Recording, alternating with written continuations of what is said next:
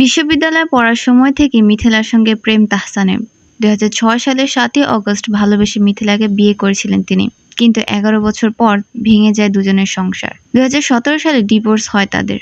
শনিবারে দ্বিতীয়বারের মতো বিবাহ বন্ধনে আবদ্ধ হলেন তাহসান খান।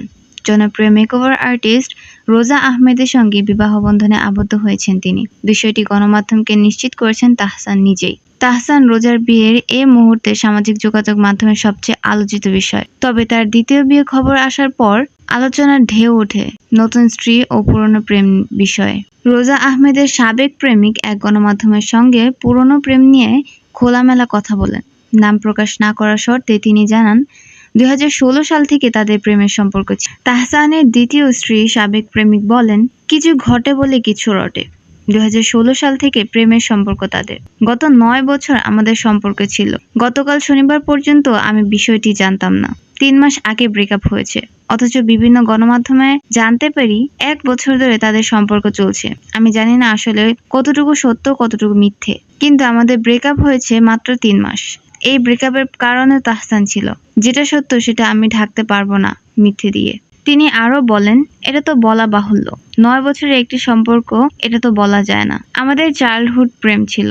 চাইল্ডহুডের সেই প্রেম থেকে ওর ক্যারিয়ারে আজ এই পর্যন্ত আসা। আবার সেখান থেকে মার্কিন যুক্তরাষ্ট্রে গেছে। এখানেও আমার কন্ট্রিবিউশন ছিল।